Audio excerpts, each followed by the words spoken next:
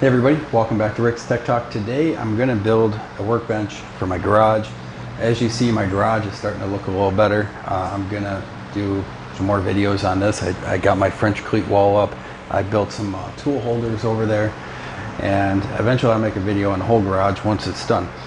But today is this workbench that I'm building, and what I did is I took some 2x6s because it was actually cheaper, and I cut these guys down. And what I did is I just put them together like this. Now, normally when you're building a tabletop, you would just want to, clamp these together, glue them and clamp them. But in this case, I basically took the first one, and the second one, and I screwed them together.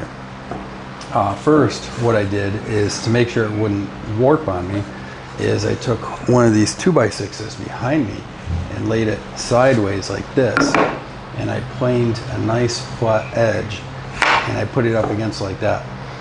And I attached this one to this first one. So that kept it nice and straight. So as I went, I just kept on building it up until I got, this tabletop. Okay, so let me show you how this is gonna work. But first, let me go over a couple things. If you're dealing with a lighter top, you won't have to worry about a lot of this stuff. This top is about 130 pounds, and we're worried about the hinges, or the screws pulling out of the top, okay, when it's on there. This hinge will get attached here, okay, so we're worried about these 3 screws on this piece. Not when it's like this, not when it's holding it up, because the top, let's just pretend this is our top, will be resting on this beam, okay, so the hinge will go underneath like so. When it folds down, it's going to fold down like this, and then that's when we're worried about the weight. Okay, so the hinge will now be closed, and it will be holding all the weight, from here, but then also coming down on the top. So I went with I think this is a 8-inch.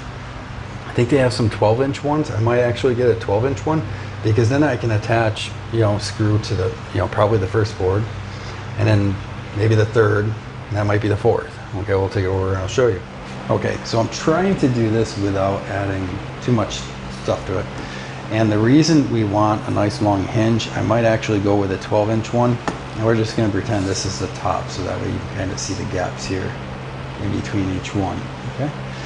So the hinge would go on, and automatically that first hole lines up right in between the 2 boards. This one almost comes in the middle of the 4th one, and this one almost in the middle of the 6th one. So that's great, right? Well, if you use a normal hinge, or say a piano hinge, and you just attach it like this, then all this weight is going to be pulling right in between, right in here. So that wouldn't be good. So you could have separation maybe right here. I mean, these pieces could maybe eventually pull out or break right off. I don't know. There's a couple of ways to solve that. You could run a metal strap all the way down, okay, maybe just 2 straps, that would help. Or you could go with a bigger hinge, maybe a 12-inch. So basically this hinge is coming down. I don't want to do a strap, but I also have to worry about the hinges, because eventually I'm going to cut an opening into the top, and I'm going to do a router insert. So that's why this top has to be very flat, very solid. We don't want it, bowing or anything like that. So later today, this top will go over to a CNC machine, and we'll get some footage on that as well. Okay, we got it to Antone's, and there is his CNC machine. And we're just gonna knock off a little bit. How much are we gonna knock off the top? We'll probably take it 15, 20 thou at a time. Okay. See how it goes. Nice. Okay, so he's got the vacuum on. And that sucks everything down to this MDF. And then there's the bit that's gonna be cutting it.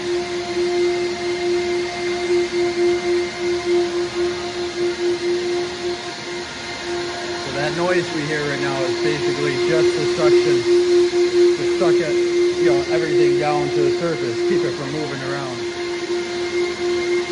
We've got some plastic pieces over here, basically same thing. Now we're fine tuning the Y and Z and X axis, whatever you want to call it. This is the Z. Touching The Z, toolbox okay. right now. So the bit's gonna touch that, and Yep. that's gonna register how high the bit is. Yep. Okay. And it's going to take 12 minutes to do it, roughly. That's pretty good.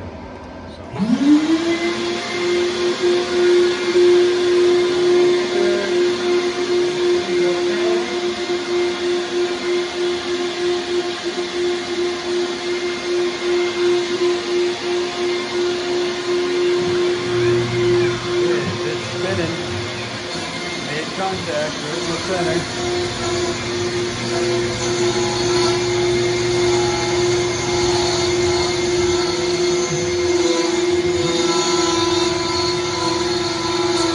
That seems like it's going to be done before 12 minutes. We'll see.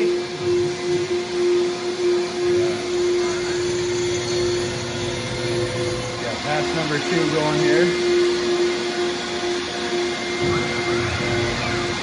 So I'll pretty much hit all the spots except for a few. Okay, all done. And the wave is gone. It's like super, super flat. And nice thing about it is the same thickness all the way around now.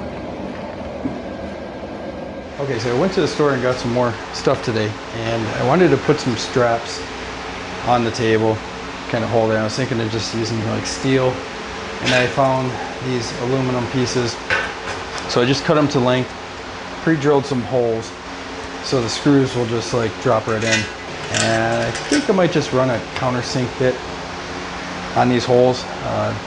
You know, just so the screws don't stick out too far. So I'm going to do that right now while I still get some grease on there. I didn't really have any grease for drilling, so I used some lithium grease. And if you've never done anything like this before, you want to make sure that you don't run your bits at a super high speed.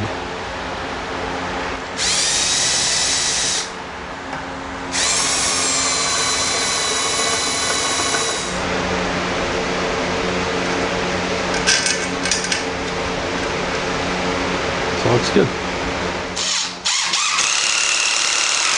I also staggered these, so basically this one will go in on the side here, but then when it comes down, it goes to the next board over. So I went every other board going on the sides, and then same thing on the top, but I did the opposite one. Okay, so now that I got them in, going on the sides, we'll do the bottom. This is actually the bottom.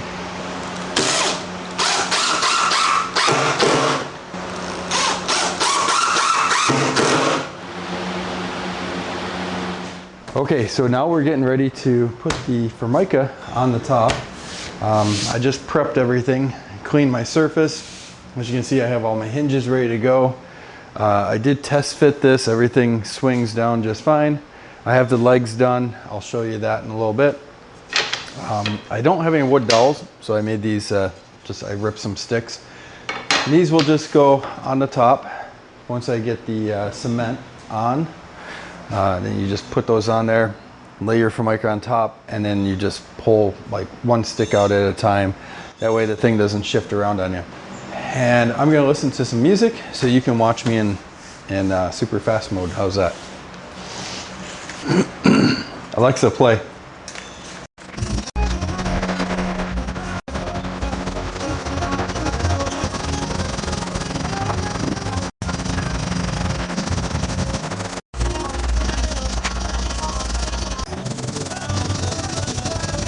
Okay, so everything is about dry, ready to go. I just thought I would talk about what I did so far. Started over here, then did this one, and then went back to this one. The reason I did this one twice is because the pine will suck up the glue. So that's why I did that one twice. And so far, it looks great. It's nice and tacky. It's not wet. So we're gonna marry these together. If you do something like this, wood dowels would definitely be better. Just because less of a contact point because they're round. This has got a nice flat surface to it, so not the greatest thing to be using, but it'll work.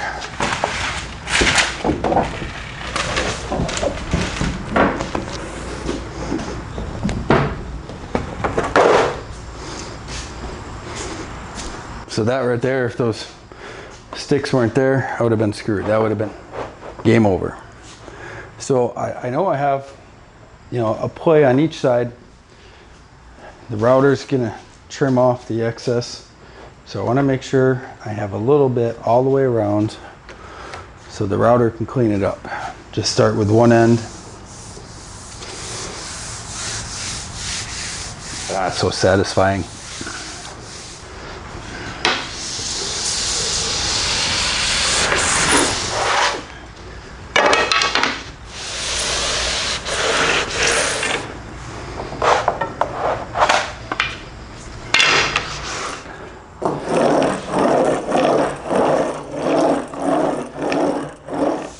While I was rolling that, it sounded like I was hearing air bubbles pop underneath.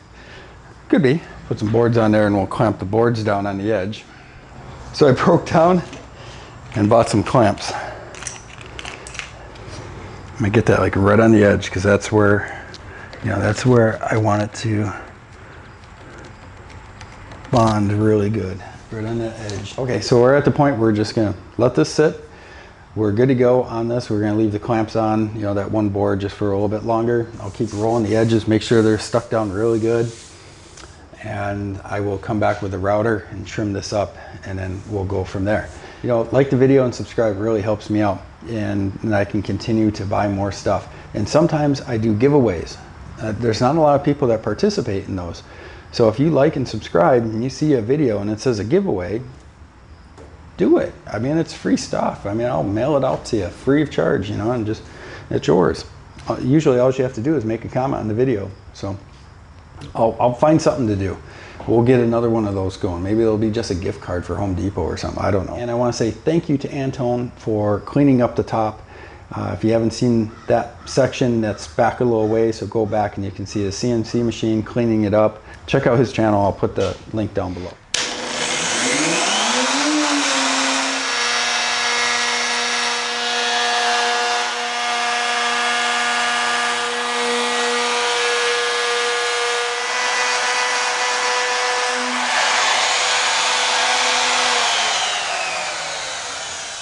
Okay, so the top is done. It's all routered. I'm gonna take a file and just hit the edges very lightly.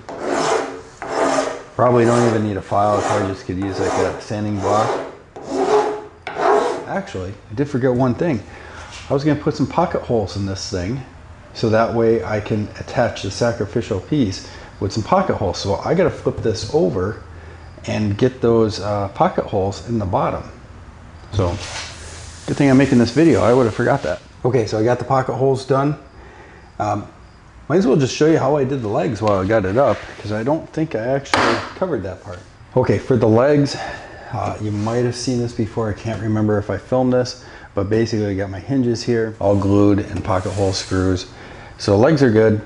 I mounted them with some lag bolts. I didn't have enough lag bolts, so I had to use the hardware, the screws that came with them.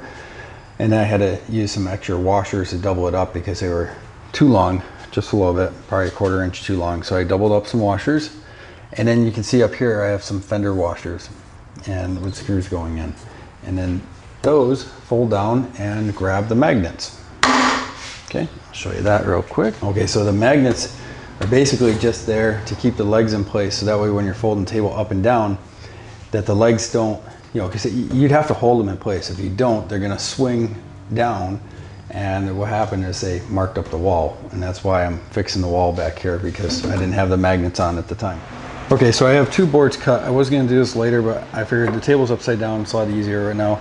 So we got 2 boards, and we're gonna attach them here like so, and then that way the legs will just fold down, but then when they're up, well, when they're down, technically, they'll be resting up against this block, and hopefully that'll keep them from coming this way and over bending. So it's just a little precaution there. So we're just gonna get these added. I made them the same height so that way they don't stick up too far and rub up against the wall.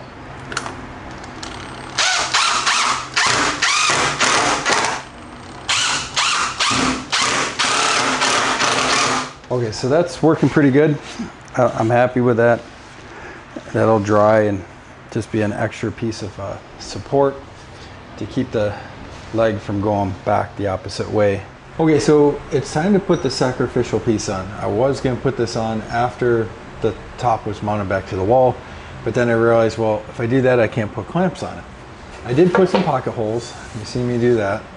So that's just going to hit like the bottom part of the board, and then on the other side, I'm going to clamp it so it draws it nice and tight.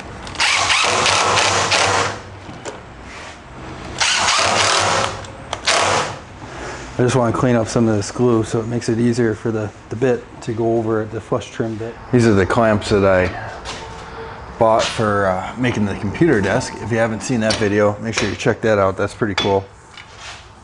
So I glued up a big top for the computer desk.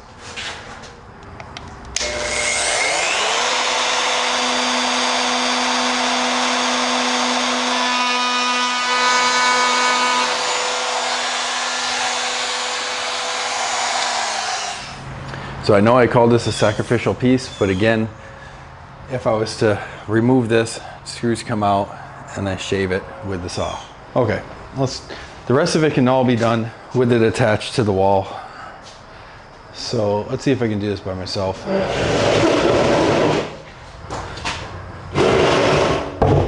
I feel kind of dumb. It's got legs. Legs are the same height. I kick the legs down and I can kind of shimmy it in. Hopefully the legs don't kick out. Oh my gosh.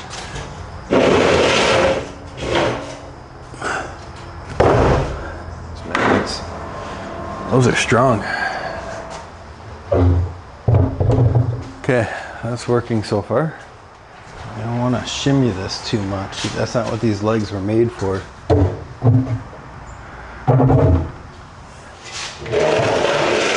Okay, I'm gonna put these to the inside.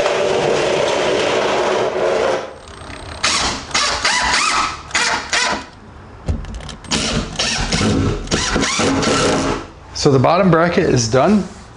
I don't know if you want to call it a bracket, a brace, whatever you want to call it. It's right here underneath. I used the same magnets that I used for the legs. Put some fender washers on, so I just pull that down. You can see my fender washers.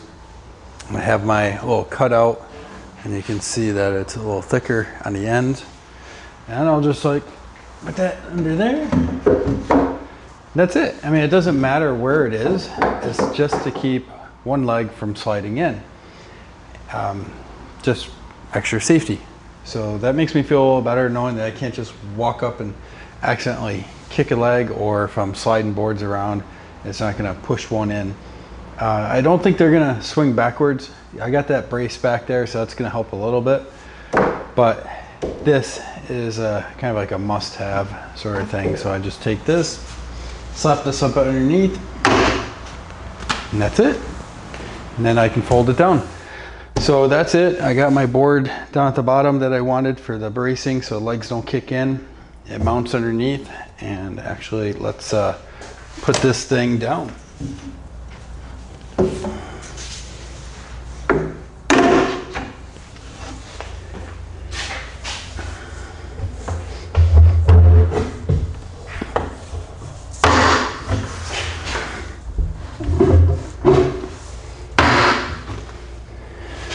And down it goes. So that's it for our video. Thanks for watching. I really appreciate it. Please don't forget to click that like button and subscribe button. Be sure to check out Anton's page. He's got some cool stuff. If you're into car audio, he's got tons of that stuff. And thanks to Anton for letting us use a CNC machine and cleaning up this top and bottom. I'll put some links down below to some other tabletops that I was kind of looking at, some bench tops. And hopefully you got something out of this. It could have been some good stuff, maybe some bad stuff, things to do, maybe not to do. But again, I appreciate you watching, and we'll see you on the next project.